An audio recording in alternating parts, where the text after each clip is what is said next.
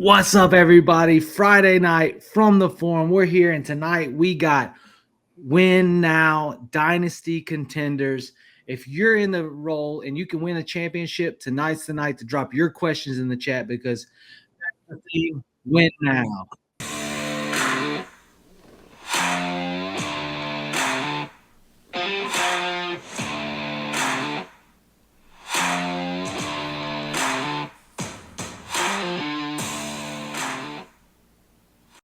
What's up, everybody? I got a crew in the house, and I don't know what was going on with my sound just then in the intro, but we're here and we're still live and we're kicking.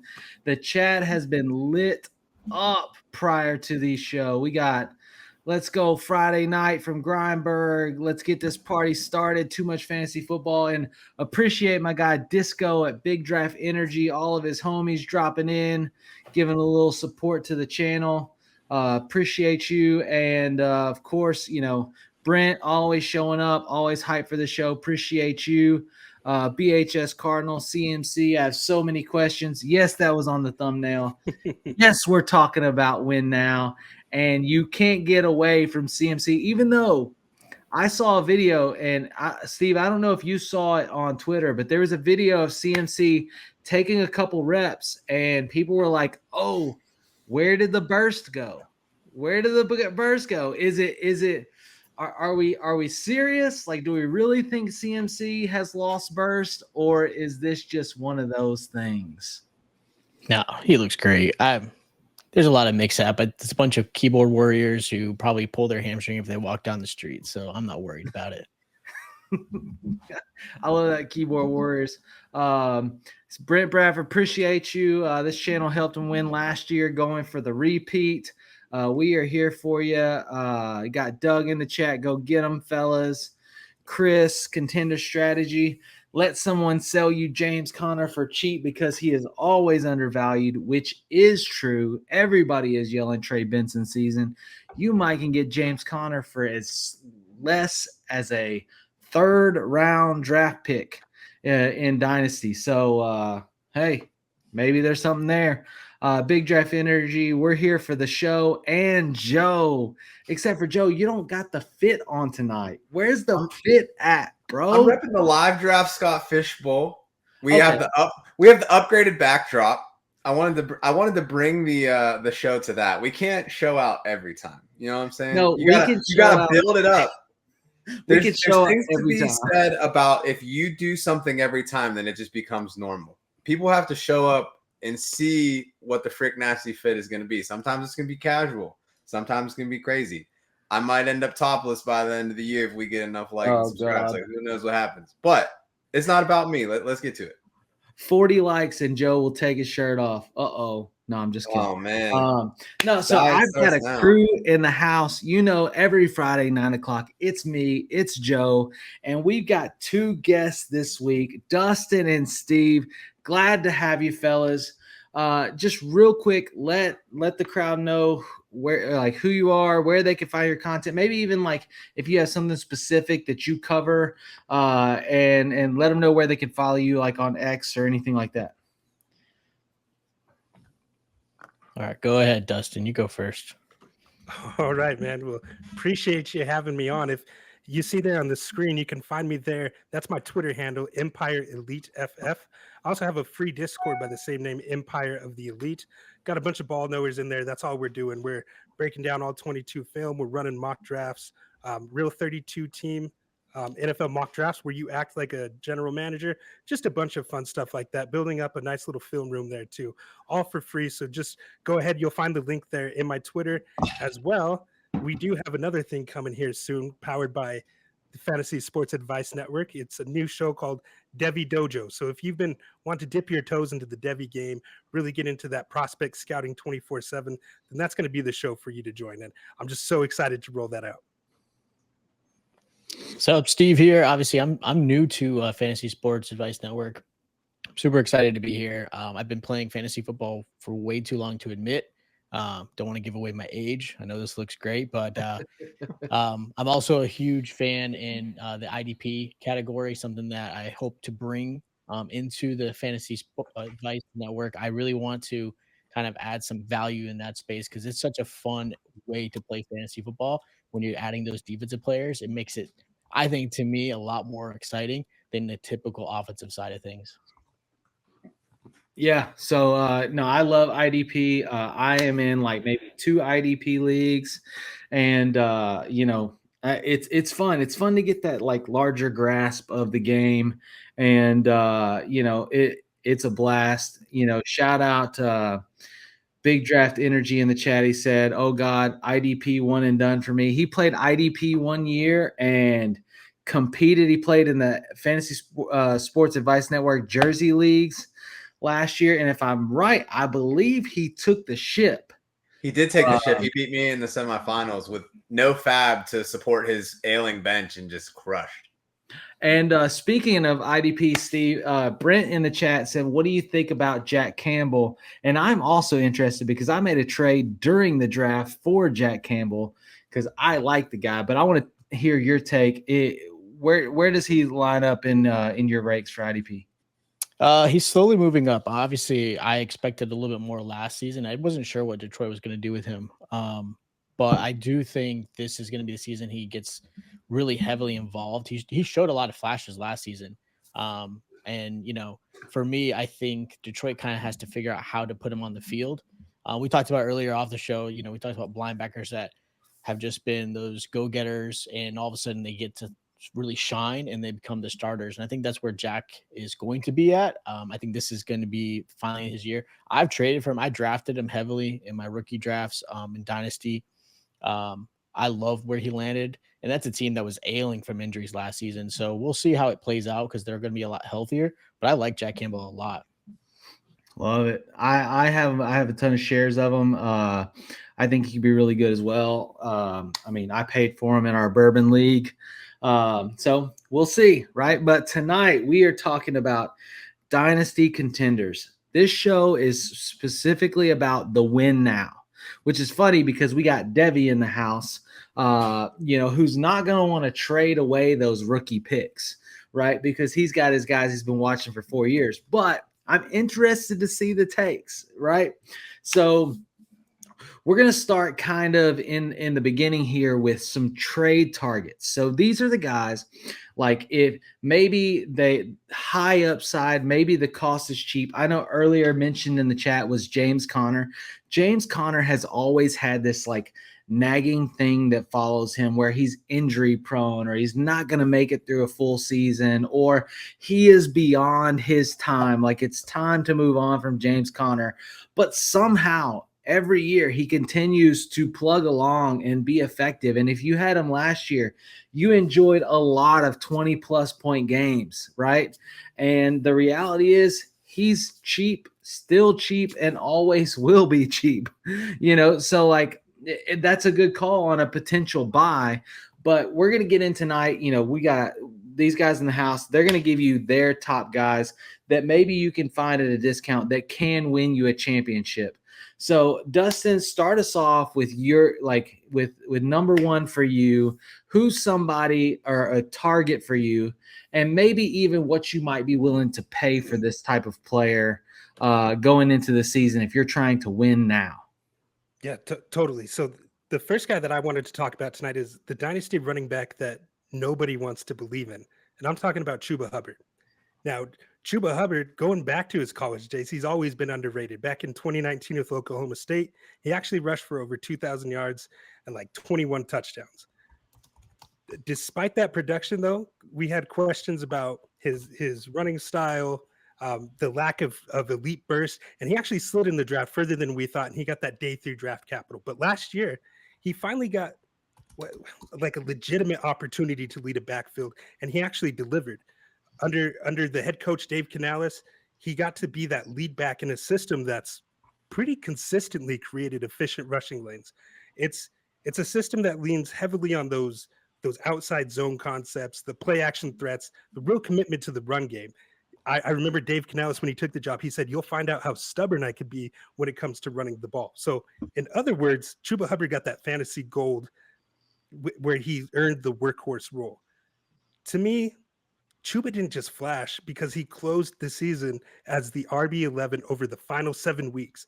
He actually led the NFL with 134 carries in that span, and he racked up nearly 1,200 yards and like 10 touchdowns, I believe. Yes, 10 touchdowns. So, but when you look at Fantasy Calc, when you look at KTC, he's ranked as RB22 and RB21, well behind some other backs with less secure roles and even less efficient production. So from a scouting lens, when I look at it, when I put on that all 22 tape, I'm seeing a guy who he may not win with suddenness, but he thrives on decisiveness and vision. And we all know in those outside zone run schemes, you have to have that decisiveness and vision where you're pushing the leverage. You see the linebackers bearing down, you're going to make your cut and run uphill. So he just thrives in this system. He's not like a big time tackle breaker like Nick Chubb, but he does always get some pretty good yards after contact. I have right here PFF had him at 3.5 yards after contact per attempt. That was good for third among running backs who qualified in 2024. And I mean, let's be real. He's got contract insulation now too, with the Panthers showing how much they believed in him and inking him to that 4-year deal. So to me, if you're fading him because he's almost 27, well, then you're just doing dynasty wrong. The game is won by exploiting those 2 to 3 year production windows, not by hoarding up all these picks who's never even going to start or crack a starting lineup. To me, Hubbard, he's got a proven role, right? He's in a productive system. He's got the secure contract, and he's got a track record of durability. So you're getting a starting running back at mid RB3 prices. I just went out and paid for him in a league. I put my money where my mouth is, and I got him for the 212. Oh God. Yeah. God. That's great. Like that I would do that twice. I would give two 212s. Like that's the deal was absurd sent to me. Look, I love the call, Dustin. I love what you're saying. The reality is, they showed that they've got confidence, right? Like when you let Miles Sanders go, Jonathan Brooks is going to be back for the season, and they're saying, hey, we're good. We're good. We're not pressed. We're good. Lets you know that the confidence is there. So you saw the production, right? And if they're leaving that backfield to him essentially, then they believe. And so in a win now situation, that's still not a player, though you mentioned his age. I don't think he's viewed as somebody that's old, right? So like I think that the value's there. And so you could probably get him for cheap because people try to sell him. Oh, he's maybe one off, but he could definitely win you he could definitely be a stud running back spot for you. We got a big draft energy, and Hubbard is a Canadian treasure. Appreciate that. I'm going to get up here real quick and hit this, and we're going to continue the conversation. My mind is weapon sleeves in the house. What's up, boys? Appreciate you tuning in. And Dougie Fresh, look, anytime you drop a super chat, we are going to prioritize your question. Okay. We are going to make sure that we get to yours immediately. So appreciate you. Much love. Would you send a 27 first for Godwin? I'm going to tell you, for me, that answer is no. Even in a win now situation, I don't want to give up that kind of draft capital for Godwin because I don't think Godwin is the answer. I don't even know if Godwin's going to be back fully healthy towards the beginning of the season. And even then, we now have a top drafted rookie. We still have Mike Evans. Like, I'm just not willing to pay that much. And I don't think this is a win now move. Like, a good win now move is taking a underpriced, like somebody that's priced low because their age, like a DeAndre Hopkins, right? Like Hopkins is of no value. Sometimes he's on the waivers right now, but he's literally, he's in Baltimore and he's looked at as a top potential receiver in that offense, and you could get him for nothing. You may pick him up on waivers. To me, in a win now situation, I'm not trying to give up my assets for maybes. I want sure things, and I want to try to target people that maybe don't cost me an arm and a leg to get because of what they can provide. Well, I think there's two things, Tyler, right? And Aaron said this in the chat already. The 2027 class for wide receivers, to buy a 29-year-old wide receiver who's coming off of a major injury, you might as well just wait. If you say, hey, I think Godwin's going to be good, don't pay the price now. Those kind of injuries are non-linear. It's going to take him a while to get up to speed. You're basically paying in basketball short optimism right now that he looks good in whatever it is that he's doing in shorts. The season's going to start. He's not going to be playing. That price is going to plummet. Egbuka's probably going to do well because he was a first-round pick for a reason. And then you don't have to pay that. But there's no way that you should be giving that late of a pick. Like, even though it's a couple years out, it's not worth it. Like, he may give you this year. It's silly. Have you seen the potential 27 class? Mad Scientist says, no, don't do that deal.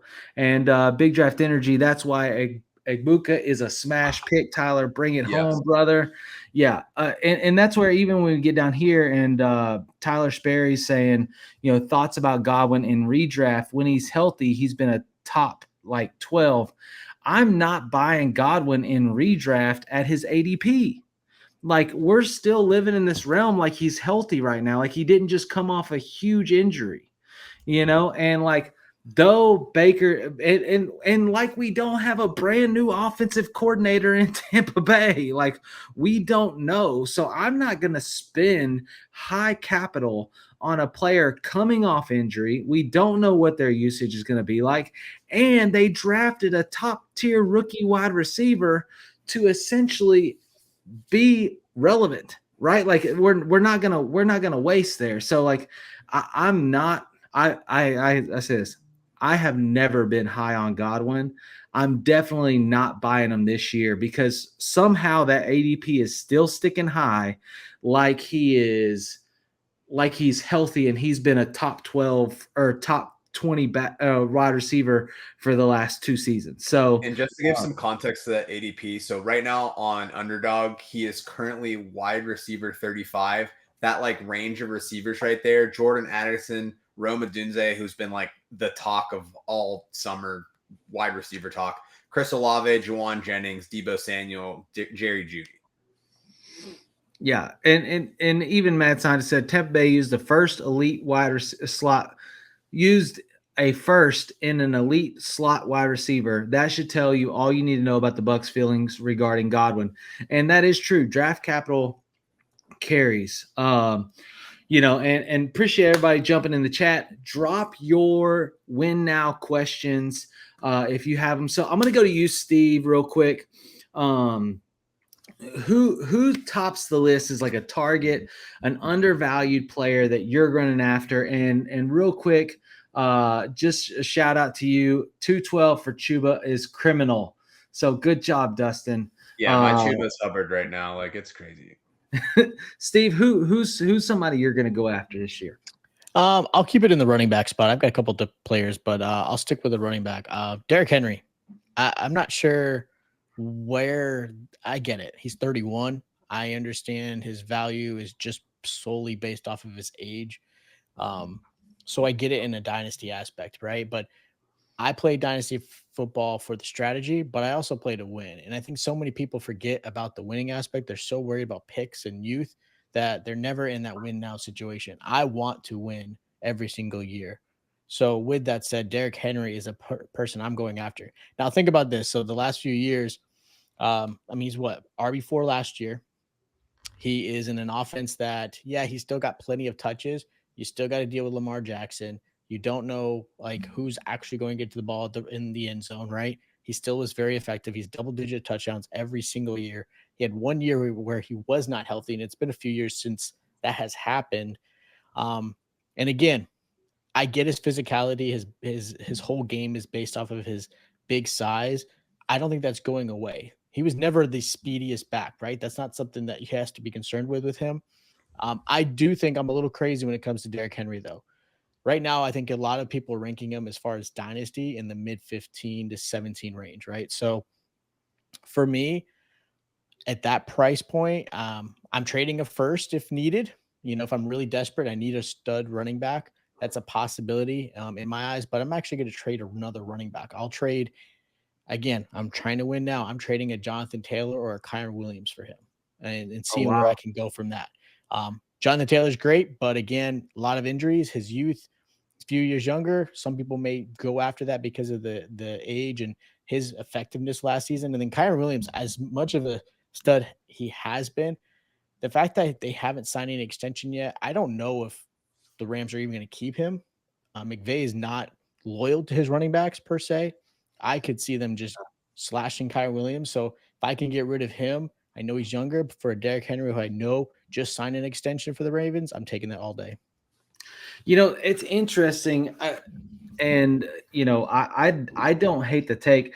The Kyren Williams part is a little bit difficult for me to swallow, but it's strong. Like I think that's when you believe in a player. But here's the thing, and I won't talk about this long, but Derrick Henry, I believe, will still be successful for at least 2 more years. And the main reason behind that is that offensive scheme.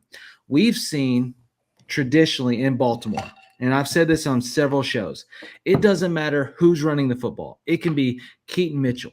It can be Justice Hill. It can be J.K. Dobbins on a bum leg. It can be whoever, and they're going to average over 5 to 6 yards per carry every single time. And it's because you can't play defense against Baltimore and not watch for Lamar Jackson, which obviously creates space. And when you have somebody like Derrick Henry running, right, you're not going to be able to play both because you can't arm tackle Derrick Henry, right? You've got to choose one or the other. And so that obviously opens lanes.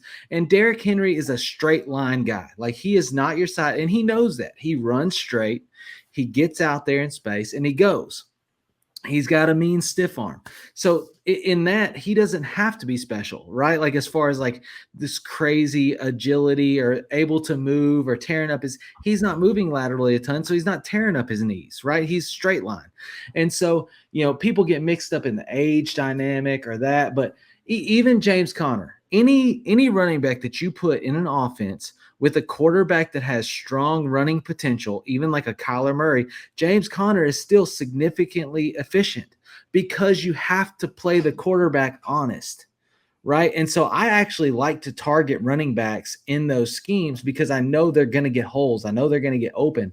And so a Derrick Henry, I mean, he obviously, I've seen him traded for a second. I've seen him traded for like a young, I would give Chuba for Derrick Henry. You may call me crazy, Dustin, but I would do it, because he's going to be what we want him to be. And I see you, Joe, grimacing your teeth. That's okay. I'll take it. I don't know. It's Derrick Henry in an offense like, and here's the thing about Derrick Henry too, and this separates him a little bit from everybody else. And Steve, I know I'm all over your guy right now, but I love the take. Derrick Henry spends an unsurmounted amount of money in keeping himself healthy and keeping his body tight. Like, he invests in himself. He trains like he's freaking 22 years old, and he busts his butt. He's not taking days off. He's not letting his muscles get weak. So I and even it's in the Dougie Fresh in the chat there is agreeing. He says Henry takes care of his body better than anyone. Take offense to that. Well, Joe, do we need to go there? You need to stand up and show the belly. Like, let's compare Joe to Derrick Henry. I don't think I could do a pull-up without anything, and he's doing it with chains on. Love the take. So Big Draft Energy says, so how do you feel about Breece Hall? And this is a good question because the Jets give you this idea that maybe they're not that invested, right? Like, maybe they're not that. Maybe Isaiah Davis is the dude. Who knows? Like, you see all these narratives all the time. So on Breece and a win now, is he somebody you're targeting? And what does that cost look like, Joe? Yeah, so Breece Hall has 2 outcomes that we're looking at right now. One, he stays in New York. Justin Fields is either going to throw it to Garrett Wilson or he's going to dump it off to Breece Hall. Breece Hall could catch 100 passes this year, and it wouldn't be the craziest thing ever that's going to happen because Fields, he plays with a Nintendo controller. He has 2 buttons on it, and he's throwing to one of those 2 buttons. And we know what those 2 buttons are. I don't care about the tight end that they drafted. I don't care about Alan Lazard being on the team. You watch your mouth on Mason Taylor, sir. It's going to be Breece Hall. It's going to be Garrett Wilson. And he was top pick last year, and that wasn't just out of a fluke. That wasn't for an accident. Scenario 2, he gets traded to a better team, and he doesn't have to play for the dysfunctional Jets anymore. So to me, this is the cheapest that you're going to get. I don't think he's to the level of talent that Marv Harrison is, but this is the cheapest that you're going to get an elite player in a buy low window right now for Breece Hall. So I think you have to jump all over it if you can. Yeah, exactly. Just to piggyback off that real quick, Joe, that's a situation where you bet on the talent. Like the situation isn't always going to be the same. And this is a guy that's already proven that he can catch upwards to over 80 balls on a season. Those are the high value targets that these running backs are going to get. And so if I have an opportunity to get Breece as a contender, I'm all over it, because either he's going to produce in this system, because much like you talked about with the Ravens and Lamar Jackson, that running quarterback, you can't bear down and focus on the running back because you still have that quarterback option running outside. Much of the same is going to be now here in New York with Justin Fields leading that offense. So, I mean, if Breece is down suddenly in the community, which I haven't really seen him go down that much, but if there's a buy window here, like you said, Joe, and it's at its cheapest, I'm all over that. I mean, why wouldn't you? The talent's still there, and they're moving away from Nathaniel Hackett. And I saw something where that zone concept scheme that he ran, Breece Hall was getting 3.78 yards per carry, and they're going to move back to more of the power gap scheme where he was averaging 4.79 yards per carry. So just something to think about, going back to a different type of running concept that actually fits his skill set. Love it. And we're going to try the chat is popping. Appreciate all y'all. Make sure you hit the like button. Make sure you hit the subscribe. Got Dev in the chat. Breece and Big Draft Energy. Tyler's locked in today. Where's the whiskey? You know, typically it's a whiskey night. Tonight, my wife decided that it was margarita night. So the ice is jingling. I was about to say, you better not blame that perfect queen for you not having whiskey in your hand. No, you gotta be real nervous, Tyler. No, my wife is amazing. So Steve, real quick, and just hit us real quick so we can get some of these other questions. No Cap Max said, what is a fair offer for Breece? I mean, if you're talking draft, I always try to go draft picks if possible, because everyone, especially when everyone's drafting rookies now, for example, like if I've got anywhere from, again, depending on if we're super flex or not, if I'm anywhere from 106 to the 109, I think it's a fair price for Breece. Think about the running backs that are getting drafted right now in that position, and I still think Breece is more talented and in a better position. Like you see, obviously Hampton in that range. Henderson for Patriots are in that range, and I'd rather have Breece Hall. So if I'm in the middle of a rookie draft right now, and you've got people who are really trying to jump it, I think it's always funny when you're in the middle of a rookie draft. That's the best time to trade picks, because people are antsy. They want to draft. They just love the rush of drafting. And if I can get a player like Breece Hall and I'm trading the 106, I'm taking it every time. And I get it. We're uncertain because you've got Aaron Glenn now in New York. He's made some comments about a three-headed, backfield, and no one knows what it's going to look like. Breece is the best back in that backfield. It's without doubt. And then you add Justin Fields, like we talked about with Derrick Henry. You've got a rushing ability at the quarterback position. It only opens up lanes for Breece. So I'm anywhere from that mid to late range in the first round, I'm going for Breece Hall every time. I like that. The only, when you get into that range, there's a couple guys it's hard for me to take Breece over Travion. It's hard for me to take Breece over Judkins. Now, Judkins is a little bit different. I have a lot of belief in him. But I mean, I think that's fair. But the difference is, I think that you can actually get Breece for later.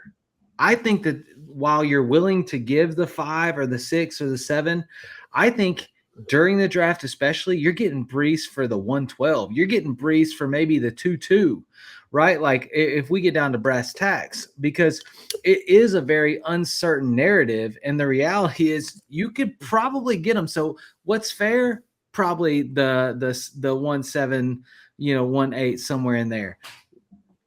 But we're here to win. And the reality is, I think that you can maybe pay a little bit less and come out on top. I love that. Hit some of these chats. Say Fields has 2 buttons, gives his talent too much credit. Agree with that. Let's see here. King Henry over Chuba all day. Appreciate that. It says sitting Breece for Davis is the kind of move that gets a coach fired. Not happening. I agree.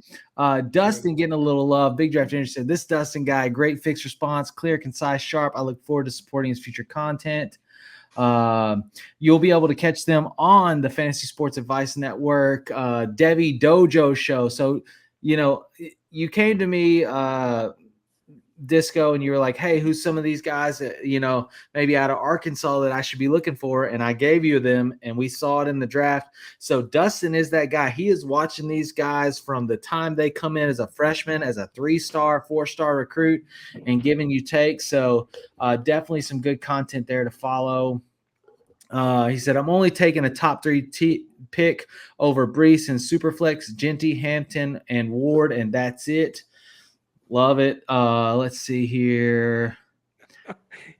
Let's see. I'm on sell Breece 100%. His value will be less next year. And that's great. See, my mind is a weapon. You're the guy that I'm coming to, and I'm like, hey man,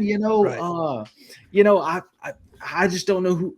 Man, you really want this guy. You want Trey Harris here at the 112 or at the 2-2. And I will take Breece. I need a running back. I know he's uncertain what's going to happen with him, but I guess I'll take Breece off your hands. Your career makes so much sense, bro. So much sense. Let me take him off your hands. You don't want that winning piece. Look, this is the time of the year where every rookie is going to beat out every starter on the team, right? You got the camp clip season where they're running routes against air in shorts, and we're just like, oh, look at that. And Mecca Igbuka ran a ladder drill perfectly. Like, take him. Who needs Jamar Chase, right? He doesn't have working hands. He can't catch a football because he took off for the COVID year. Oh no. God. Exactly. What a win that narrative was. Car salesman pitch right there. Look, let me tell you this. If you want to win your league, okay, do more listening than you do talking. Okay, a person will tell you who they want, and they will tell you who they're low on if you let them offer you. And many a times that's where you win, right? Like my conversation is, hey, I might be interested in this guy. Who are you interested in on my team? And then all of a sudden they like somebody that I am out on. And I'm like, oh my gosh, gold, boom, boom, and I'm getting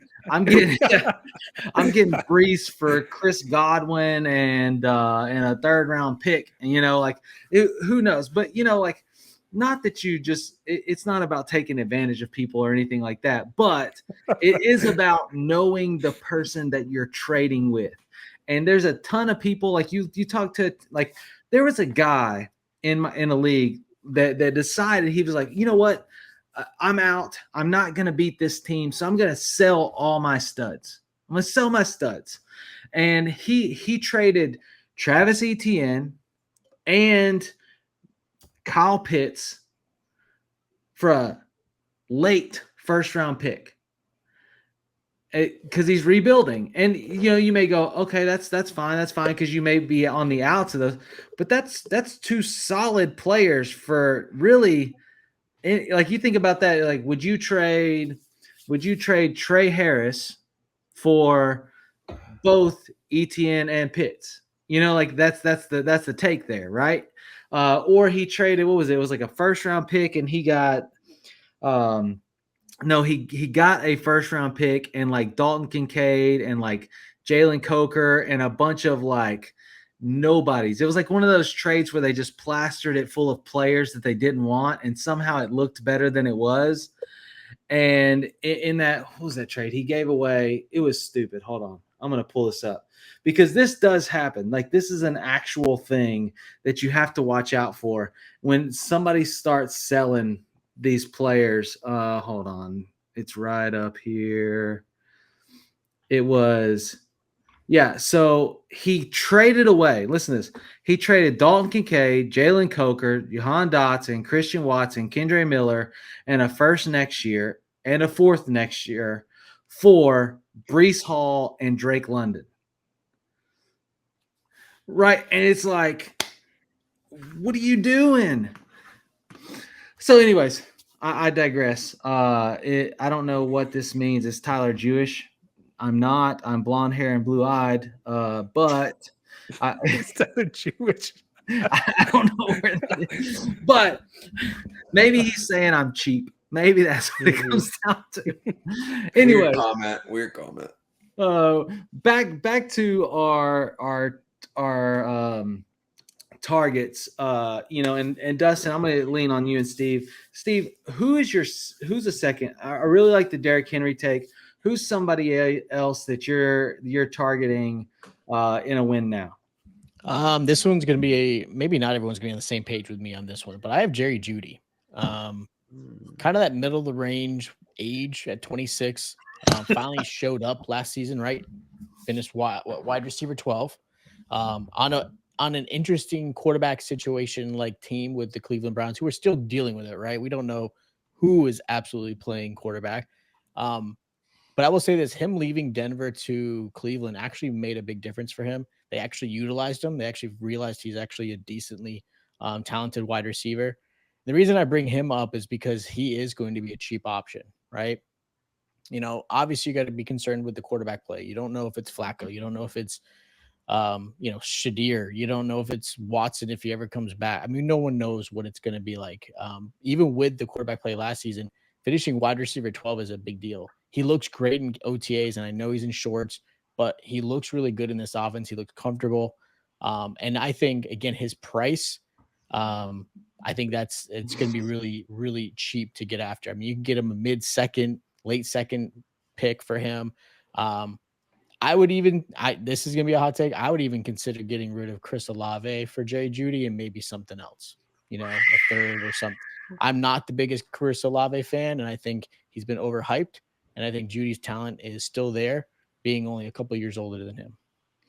It's interesting with Jeudy because the first year outside of Denver, Jeudy finishes as wide receiver 12. So it is a huge question mark as to what that looks like. But the funny thing is, as you said, Jerry Jeudy, I'm going to throw a Big Draft Energies comment at Jerry Jeudy, obviously making a pun on the last conversation. But as soon as you said Jerry Jeudy, both Dustin and Joe unintentionally both put their hands over their face like, ooh, I don't know. Dustin, do you agree? Are you out on Jeudy? Is that too much, or are you in? No, I mean, Judy's a tremendous talent coming out of Alabama. I was very excited as a Broncos fan when we drafted him. Unfortunately, I mean, he couldn't stay healthy in Denver as well. Definitely didn't have the best quarterback play either. Offensive systems that we ran between Nathaniel Hackett, it just wasn't conducive for success. So I am happy for him to find the success there in Cleveland. It's a tough situation, and it's one that you talked about, Steve, outside of the quarterback situation. It's who's going to be throwing him the ball. I believe it's going to be Joe Flacco, and if it is Joe Flacco, well, then that's a good news for Jerry Jeudy. If it's Shedeur Sanders, a rookie, not so confident. If it's Dylan Gabriel, I'm definitely not confident. So it's just those questions outside of him. But in a vacuum, betting on the talent, I'm all there for Jeudy, and I actually really do like the call. Wide receiver 12, and we know he's talented. So, I mean, dependent on what you can get for him, I'm all for it. Have any of you guys seen Jeudy moved into any of your leagues? I have no idea what his market value is. I got him for a 212. 212. That's like the magic pick. Yeah, I feel like anything over 2.6 this year, I would trade anything for. I do not care about the rest of the draft. Yeah. I traded away Jeudy. So I'm a little bit on the other side, but I traded Chase Brown, Jerry Jeudy, and J.K. Dobbins for Kenneth Walker, Trey Benson, and Brian Thomas Jr. Ooh, that's great for you now. Yeah, I agree. It was more the Chase Brown take. Like, he's really high on Chase Brown. Believes Chase Brown could be a top 5 running back this season, which, we'll see. But, I was happy to get Benson. I do think that maybe this year it's more of a split, but I think next year he could take that backfield. And of course I wanted Brian Thomas Jr. And I'm not out on Kenneth Walker either. Kenneth Walker is another cheap buy now target. Like, you can get him, and you could probably get him for, I mean, you can definitely get him for a less than, player or pick. Like, I mean, I've seen Kenneth Walker go for a late second, and with this draft class, I would trade that all day. Andrea is saying I traded Olave for Caleb Johnson. I like that. Big Draft Energy asks, is Olave overhyped? Joe, are you in? Is Olave overhyped? I mean, I do think there's a bit of a product of his situation, but outside, do you think the talent is there for him to be a real asset for somebody, or are we now at like it? And I say this, it really goes both ways. Is Olave like a cheap buy now, right? Because this is essentially the consensus take is he's trash-ish, even though I don't think Caleb Johnson's trash, but you get what I'm saying. Like, the value's obviously significantly fallen. So is he a buy now?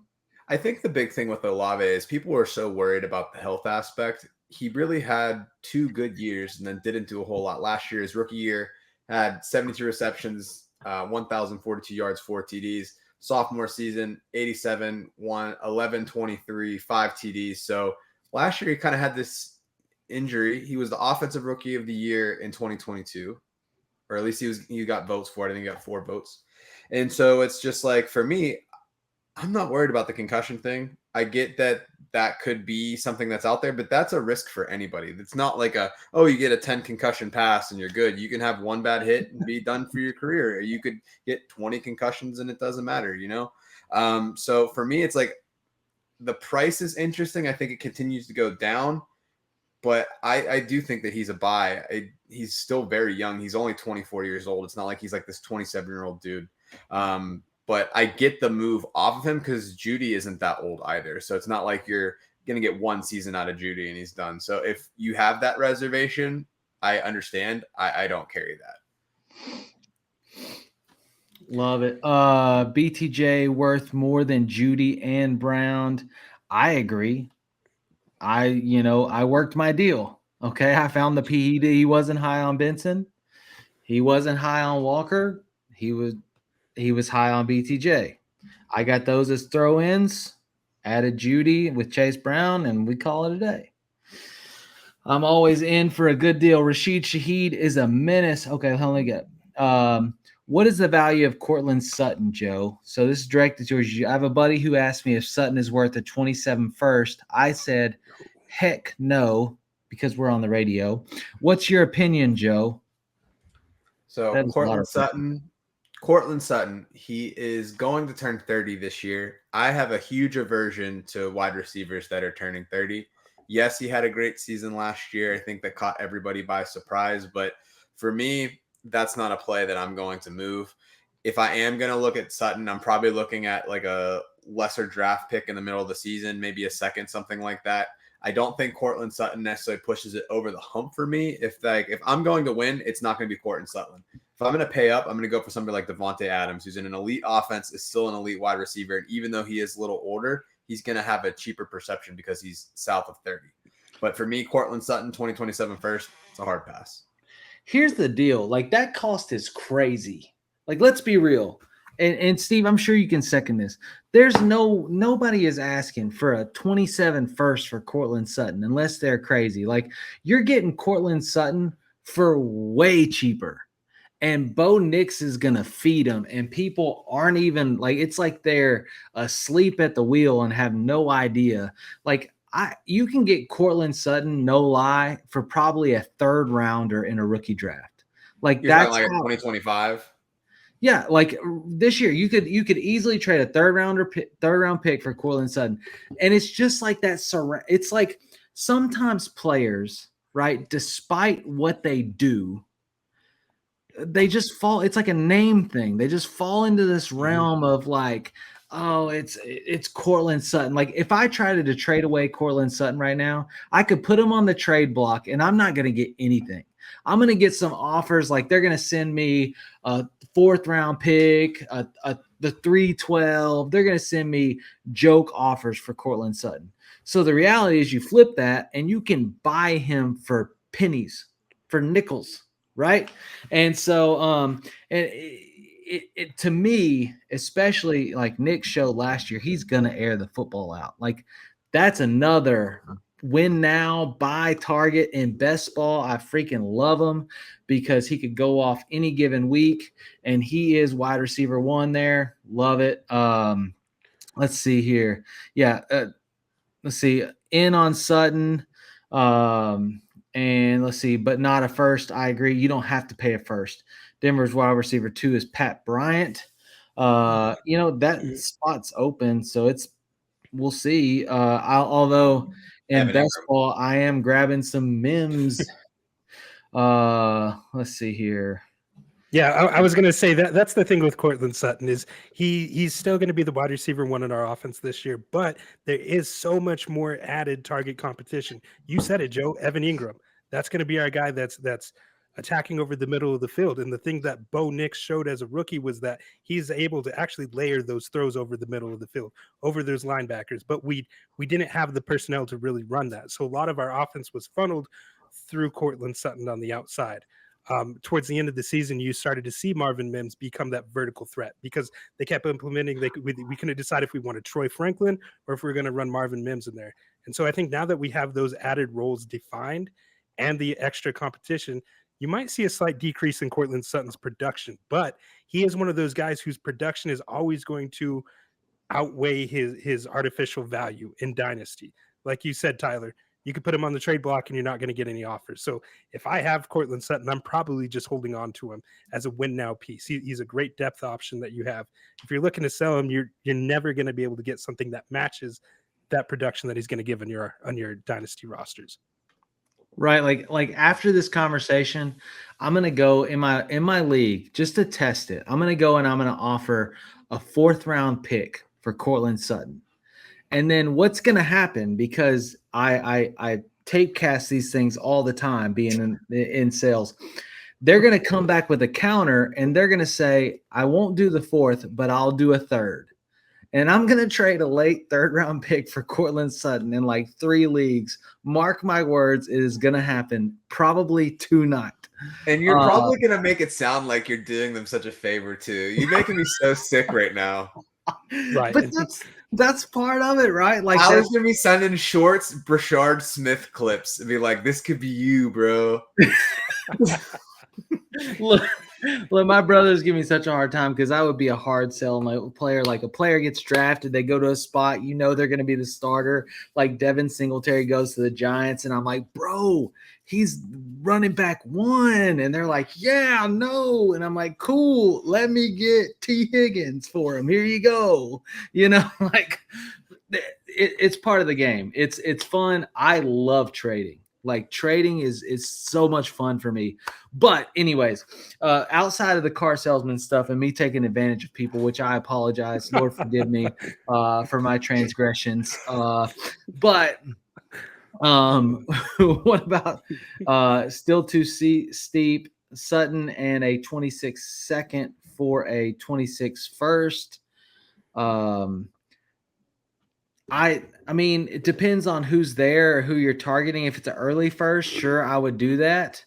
Well, if you're contending, though, assuming you're on theme with the show, if you're contending and you're expecting to be at the back half of the first, and then you're getting a worse team second, you're not really trading anything.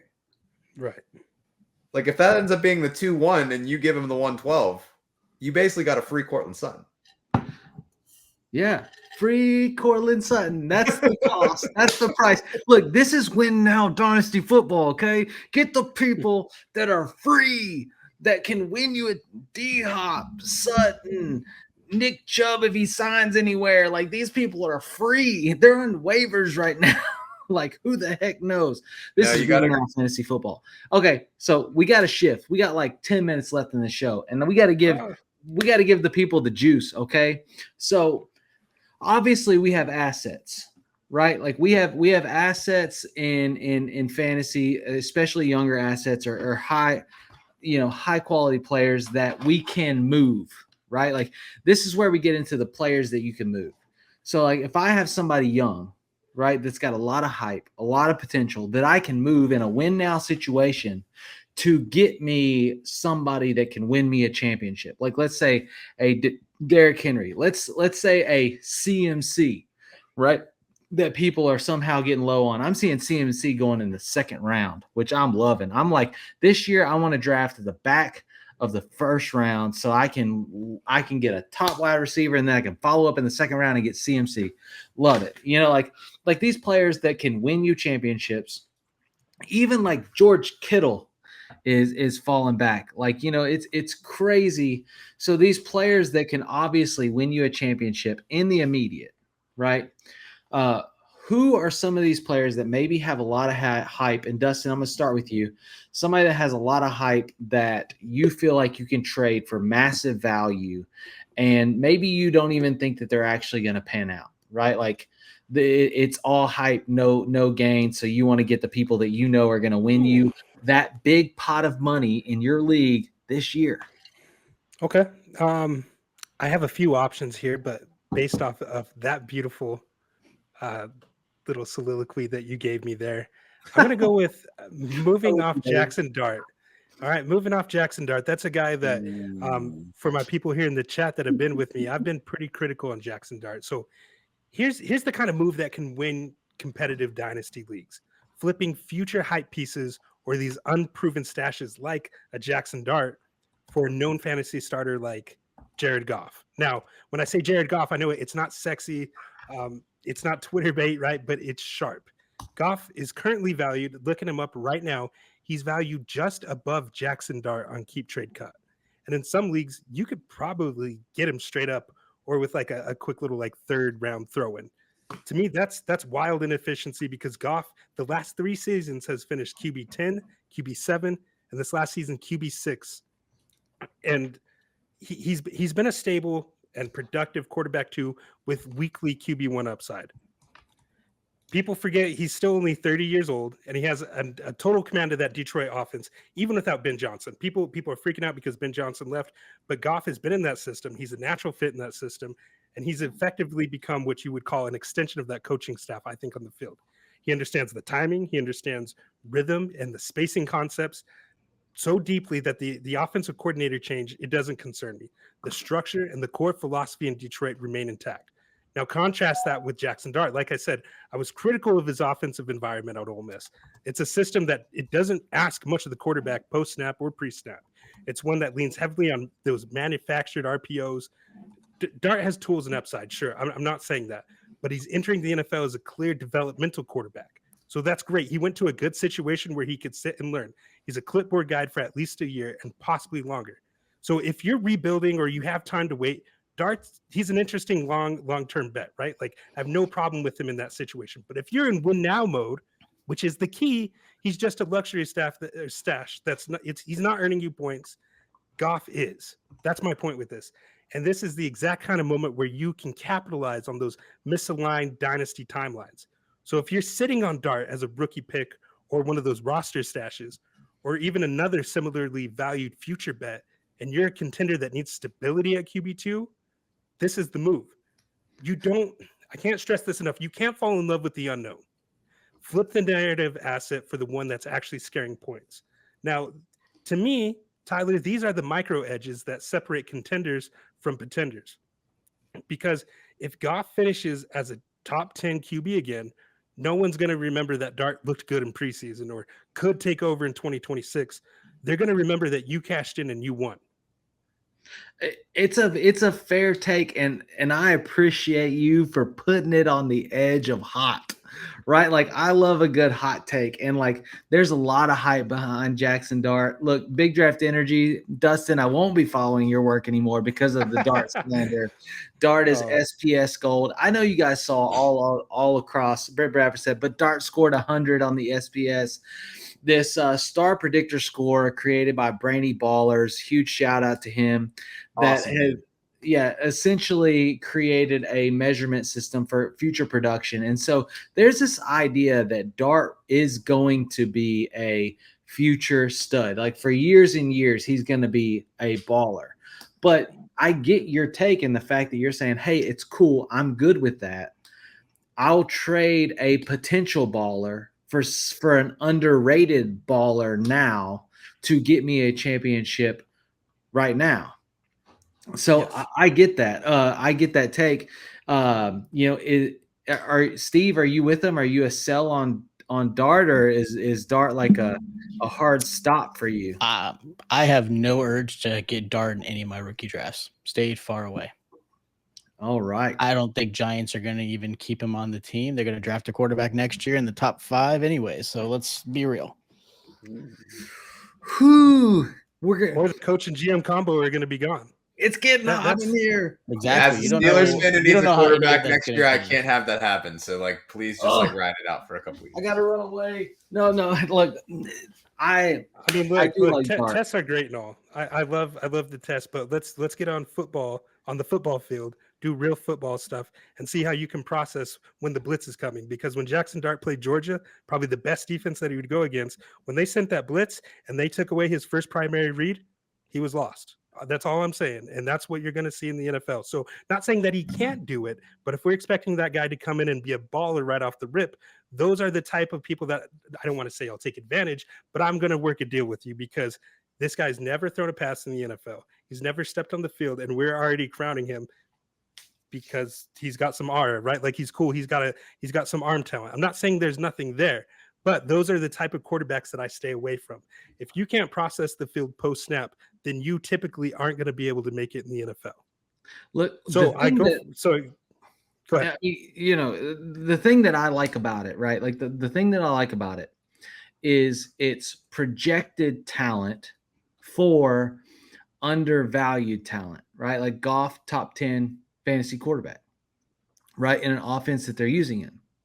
It's proven, it's there, right? So It's like you hope that Dart will be that, and you hope that you get that out of Dart for the next 10 years. But it's still a question mark. So your whole point is why keep the question mark and not just take the guarantee? But the reality is, let's just get down to brass tacks on this, is the fact that if you trade Dart for Goff, you are getting Goff and 100%. Yes, like with the hype being around rookie season, with what they're showing on film right now, with the SPS scoring, if you come to anybody and you say, I'll give you Jackson Dart, and I ask for Jared Goff, for Goff, Jared Goff, they're going to go, what else do you want with him? Like, they're going to assume you want. You would never say that, Tyler. No, I would say that. Like, if you came to me and like, if you were like, hey, I'll give you Dart for Goff, I'd be like, really? Sure, let's do that. That's what I'm saying. You wouldn't say, oh, well, you need to get more now. No, but it's gonna happen. Like, the reality is, you can go in and you can off Jackson Dart right now for Jared Goff and probably get Jameson Williams with him.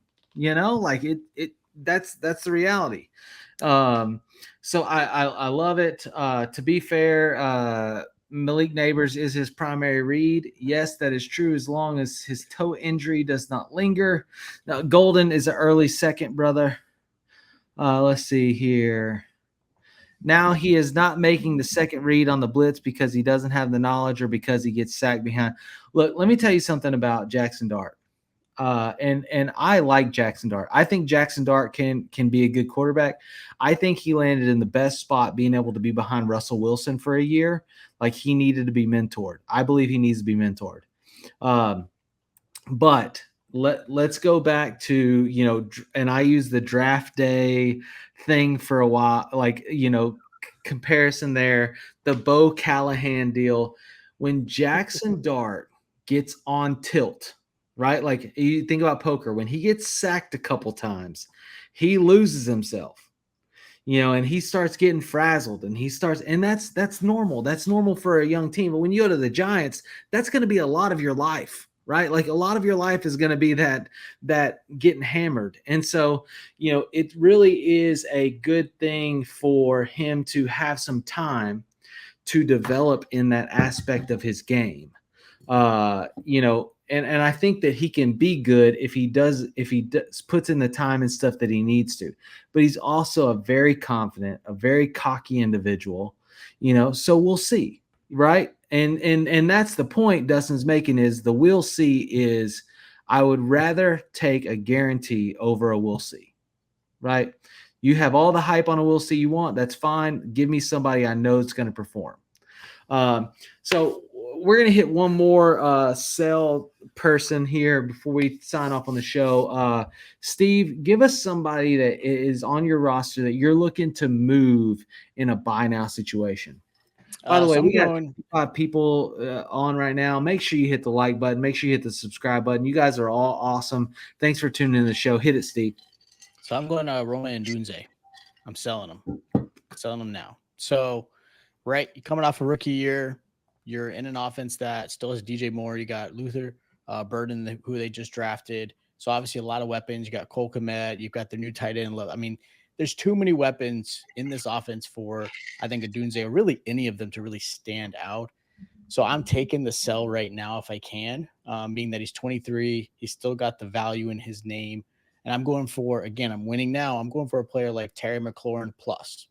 Give me Terry Scary Terry right now with Daniels was a huge, huge upgrade for him, right? People forget that obviously, McLaurin's had some really good seasons, but he's never had a season like he did until he got a quarterback like Jaden Daniels. And now you're going to year 2. You add Deebo Samuel to add a little bit more of a scare for defensive teams to focus on. So I'm taking the veteran McLaurin, who I know will at least be a top 15 wide receiver, where Doomsday may still be in the 20+ range this upcoming season. And I'd still get a little bit of something out of it, right? Because I don't know if I'm going straight a Doomsday from McLaurin, but if I can get McLaurin in, say, a second, I'm taking that as of right now for winning. I'm absolutely taking that. I'm still getting something and some value in the future too. So I think a Doomsday is a good sell right now because of his value is still at an all-time high. I don't hate it. A Doomsday is an example of a good hype player, right? Like he's got a lot of hype. It's his turn. He's gonna break out this year with Caleb, and sometimes you sell on narratives, right? Like sometimes you sell on narratives, and I think that's what you're doing.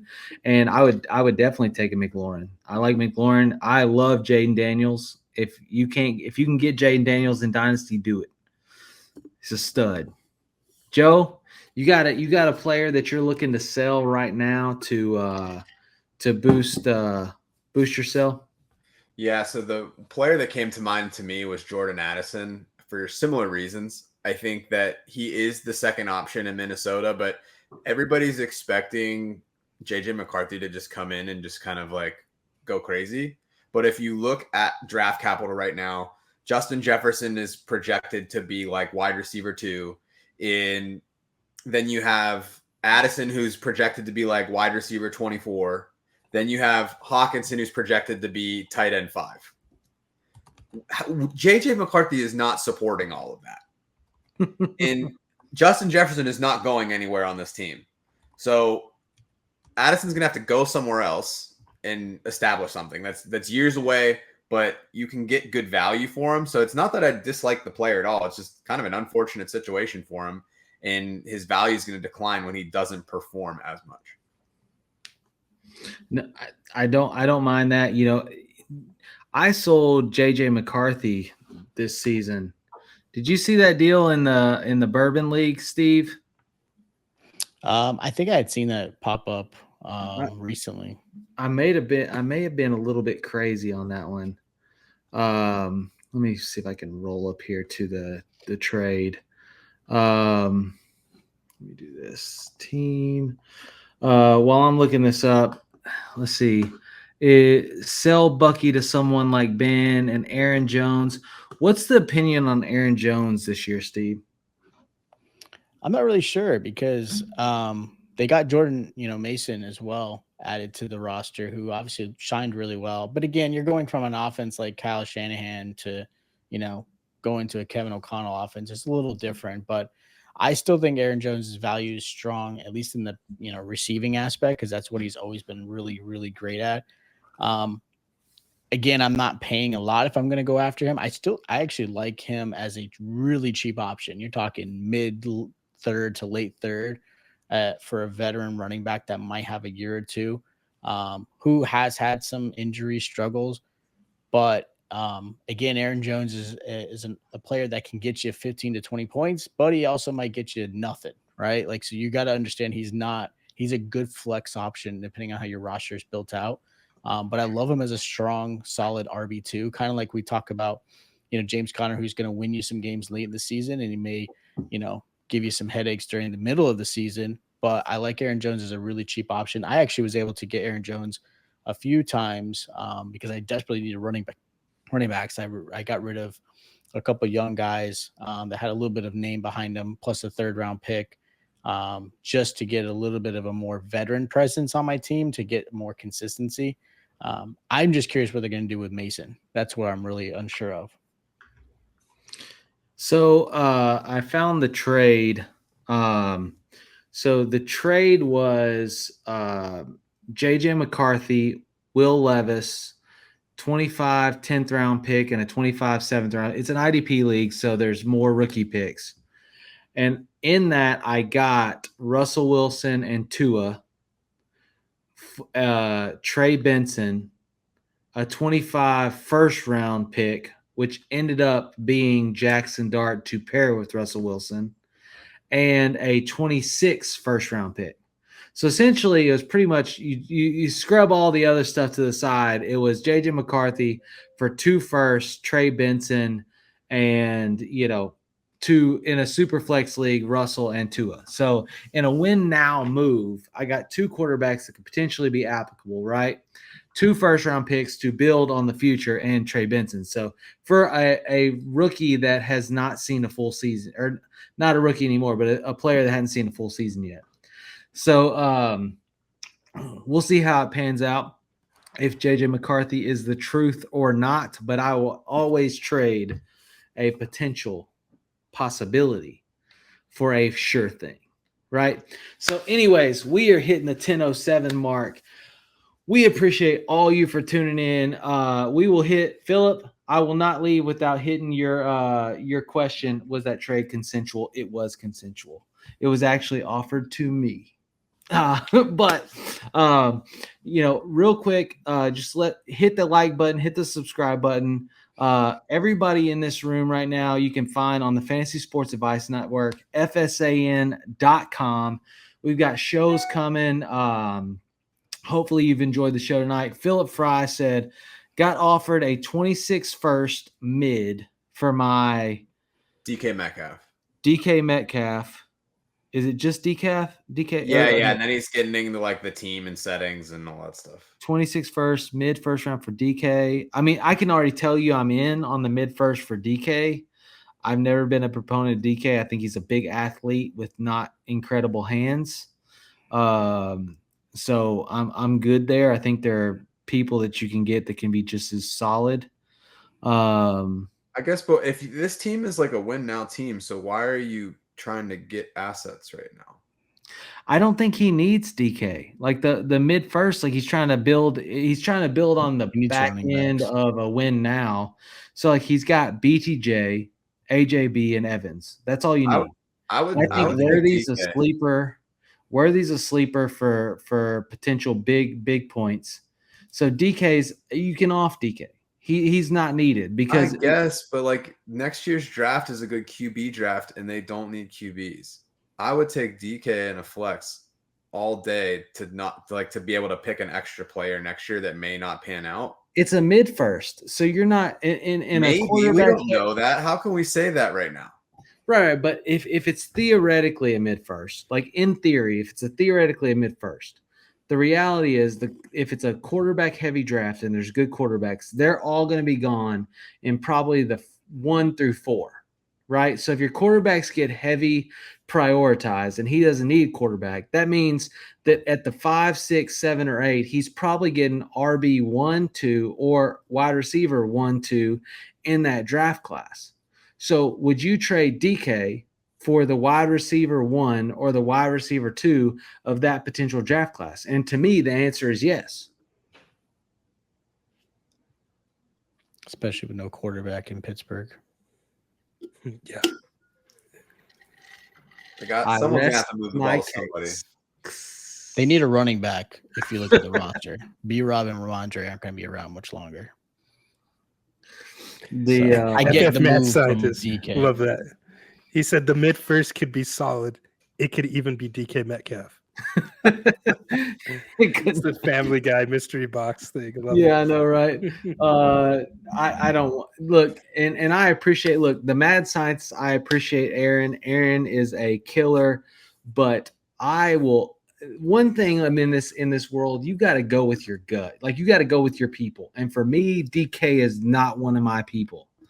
And so, like for me, if I can get a wide receiver 1 or RB1 in next year's class, or a wide receiver 2 or RB2 in next year's class, give it to me, and I'll let DK sell off into the sunset over to Aaron St. Dennis's roster, and I will applaud him for taking him, and I hope he wins him a championship. The reality is he won't, but I can hope and pray for you. He said, your gut had too much margarita. DK ain't never won anybody a championship. Let's be real. Anyways, I will not let it stand that Will Howard is not a quarterback. Agreed. Anyways, thank you guys for tuning in. It is 10 past the hour. We are overtime, but that's always a fun show. So next Friday, 9:00 Central Time, make sure you're here, and we're always going to have a good time. Drop your questions in the chat. It's a blast. Dustin, Steve, absolute pleasure having y'all on the show. Hope I want to have you again. Audience, give them some applause if you enjoyed having them on. But we will see you next week, 9:00 Central Time from the forum. Have a good night. Thanks for tuning in. Appreciate all of you. We're out. We are here. FantasySportsAdvice.com, offering the best fantasy sports social media platform. Why join endless Discord communities or the trolls of Reddit? Fantasy Sports Advice is a community designed to help you win with 24/7 support. Go to FantasySportsAdvice.com and become a pro member for unlimited access. Again, go to FantasySportsAdvice.com today.